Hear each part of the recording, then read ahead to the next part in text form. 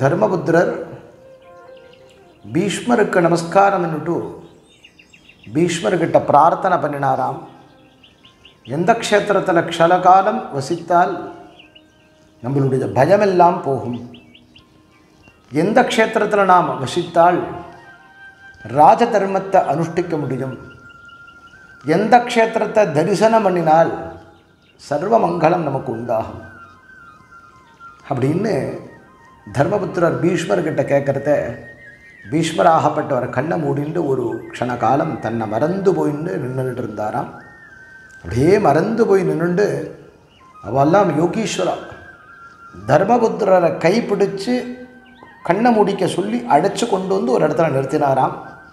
அப்பேற்பட்ட ஒரு திவ்யமான க்ஷேத்திரம் வேறு எதுவும் இல்லையாம். சர்வமங்கலங்களை அனுகிரகம் பண்ணி தருவதற்குறித்தான திவ்ய க்ஷேத்திரமான இந்த மலைகள் எல்லாம் ஹரி ஹரிங்கிற நாமதேயத்தை சொல்லிக்கொண்டு கிளிகளெல்லாம் ஹ்ரீங்காரம் இட்டுக்கொண்டு சகல ஜனங்களும் வந்து ஒரு நிமிஷ காலம் சேவித்தால் சேவித்ததனால சௌபாகியம் உண்டாக்கி தரக்கூடியதான ஒரு மிகுந்த உக்ரமாகவும் மிகுந்த சாந்தமாகவும் இருக்கக்கூடிய பகவான் வசிக்கக்கூடிய குஹாகாரமான சிம்ஹாச்சலங்கிற திவ்யக்ஷேத்திரமே அப்படிங்கிறாராம். இங்கே வந்தால் ரெண்டு பேரும் பெருமாளை சேவிச்சா பெருமாள் பார்க்குறதே பெருமாளுடைய ரூபத்தை காணும். ஏன்னா இது சிம்ஹாச்சலம், இதுவும் டிசம்பர் அப்படிங்கிறேல. டிசம்பர்னா சிங்கமுகம் அல்லவா இருக்கணும், இவருக்கு சிங்கமுகத்தை காணுமே. டிசம்பருங்கிறேலே இவர் உக்ரமாக அல்லவா இருக்கணும், ஒரு உக்ரமாக இல்லையே. டிசம்பருங்கிறேலே இவர் இப்படி உட்கார்ந்துட்டு இருக்கிறது தெரியல, எப்படி இருக்காருன்னு தெரியல, உருவத்தெல்லாம் தேடி பார்க்கறதே என்னமோ ஒரு லிங்காகார ரூபமாக இருக்குது, மேலே முழுக்க சந்தனம் எல்லாம் விட்டுருக்கா. இவர் தான் டிசம்பர்னு சொல்கிறாளே.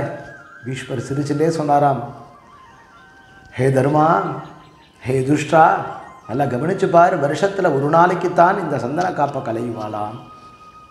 அன்னியிலேருந்து இன்னி பர்யந்தம் அதே மாதிரியான காட்சி தான்.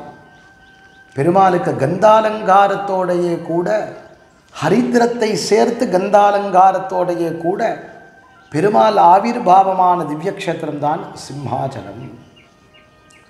அக்ஷய திருதியை தினத்தில் தான் இந்த பெருமாளுக்கு சந்தன காப்பை கலைஞ்சு தரிசனம்.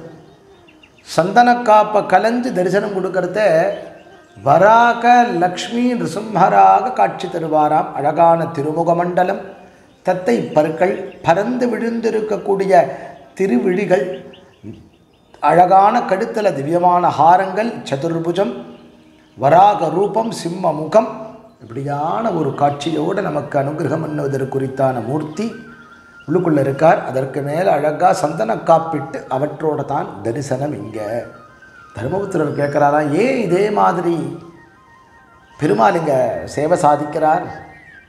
சிரிச்சுட்டே சொன்னாலாம், உட்காந்துக்கோ அப்படின்ட்டு. ஏன்னா இந்த க்ஷேத்திர புராணத்தை கேட்கறதுனால என்ன ஆறுது அப்படின்னா மனசில் பரம பாக்கியமும் பரம மங்களத்தையும் பெருமாள் கொடுக்குறாராம். அப்பேற்பட்ட ஒரு க்ஷேத்திரம்தான் சிம்ஹாச்சலமாக. பல புராதனமான க்ஷேத்திரங்கள்னு சொல்கிறதே அதில் ஒன்று சிம்ஹாச்சலம்னு சொல்லப்பட்டிருக்கு. இங்கே இருக்கக்கூடிய மலை ரத்னாகிரி பர்வதம் அப்படின்னு இந்த பர்வதத்துக்கு பேர். இந்த பர்வதத்தில் ஏறி வரணும் அப்படின்னு கேட்டால் பகவானுடைய நாமாவை சொல்லுண்டே ஏறி வரணுமா. இங்கே காட்டிலே வசிக்கக்கூடிய மிருகங்கள் எல்லாம் பெருமாளை பூஜை பண்ணிகிட்டே இருக்கான். இங்கே பெருமாள் யாருக்கு பிரத்யட்சமானா அப்படின்னு கேட்டால் 33 கோடி தேவர்களுக்கும் முனிவர்களுக்கும் ரிஷிகளுக்கும் யக்ஷர்களுக்கும் அஷ்டதிக் பாலகர்களுக்கும் அஷ்டவசுக்களுக்கும் சப்த ரிஷிகளுக்கும் எல்லாருக்கும் பெருமாள் பிரத்யட்சமானார். காரணம் என்ன அப்படின்னா,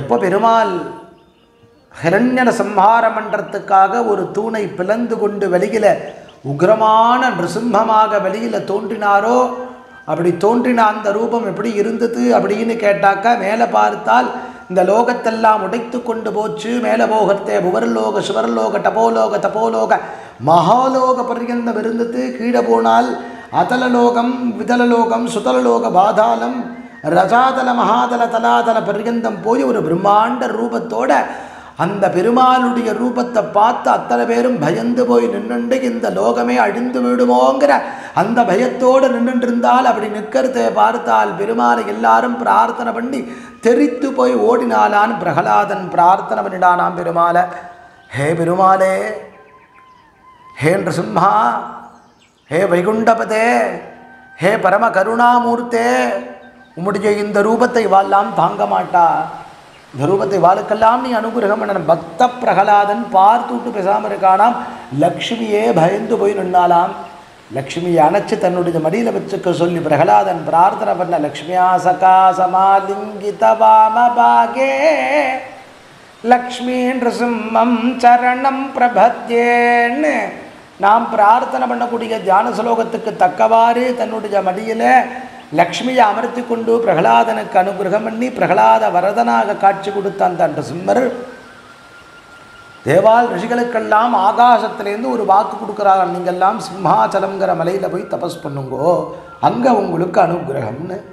அப்படி வாழலாம் கிளம்பி வராலாம். அஷ்டதிக் பாலகர்லேருந்து ஆரம்பித்து அத்தனை பேர் வந்து தபஸ் பண்ண ஆரம்பிக்கிறா. ஒரு நாள் 2 நாள் 21 யுக பர்யந்தம் உட்காந்து தபஸ் பண்ணிகிட்டே இருக்கா. ஒரு நாள் 2 நாள் இல்லை பாருங்கள். நம்ம போன உடனே பெருமாளை சேவிச்சுட்டு வெளியில் வந்துடுறோம். 5 நிமிஷம் நிற்கிறதுக்கு கூட பொறுமை இல்லை. 21 யுகமாக தபஸ் பண்ணுறா 21வது முகத்தில் 21வது யுகத்தில் பெருமாள் விசேஷமான திருமுகத்தோட சேவை சாதிக்கிறதே அந்த முகத்தை கூட பார்க்கறதுக்கு வாழ்க்கை பயமாக இருந்துட்டான். எந்த அளவுக்கு தபஸ் பண்ணியிருப்பா பார்த்துக்கோங்க.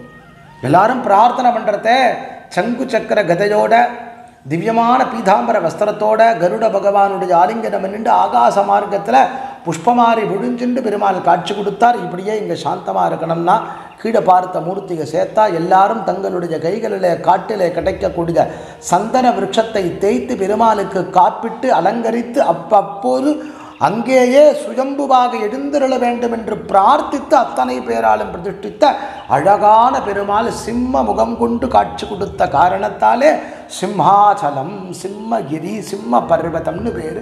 தர்மபுத்திரருக்கு சொன்னாராம். ஆச்சரியப்பட்டுட்டார். ஆச்சரியம்னா பரமாச்சரியம், பரமாத்புதம். எப்படி தர்மபுத்திரர் ஆச்சரியப்படுறாரோ அதே மாதிரி நாம்பளும் ஆச்சரியப்படக்கூடிய ஒரு திவ்யக்ஷேத்திரம் தானே இந்த சிம்ஹாச்சலம். பார்க்கக்கூடிய பெருமாளுடைய அழகு, கர்ப்பகிரகத்தினுடைய அழகு, அந்த கோவிலினுடைய அழகு எல்லாமே அழகழகாக இருக்குது. பார்க்குற நாமும் அழகாயிடுறோம். அப்பேற்பட்ட ஆனந்தமான ஒரு தரிசனம் நமக்கு உண்டாக்கி தருது. வெளியில் இருக்கக்கூடிய ஸ்தம்பம் இருக்குது பாருங்க, கப்பஸ்தம்பம்னு பேர். கீழே சந்தான கோபாலகிருஷ்ண யந்திரம் பிரதிஷ்டை பண்ணப்பட்டிருக்கு. பெரிய தீபம் ஏற்றிருப்பா. இந்த ஸ்தம்பத்தில் என்ன விசேஷம்? இந்த ஸ்தம்பத்துக்கு தனியான ஒரு விசேஷத்துவம் உண்டு. இந்த ஸ்தம்பத்துக்கிட்ட நின்றுண்டு நாம் என்ன நினைக்கிறோமோ அதை நடந்துருப்போம். ரொம்ப ஜாக்கிரதையாக நினைக்கணும். திடீர்னு கோடீஸ்வரன் ஆகிறேன்னா கோடீஸ்வரன் ஆகிடுவேன், ஆனால் பல கஷ்டங்கள் சேர்ந்து வந்துடும்.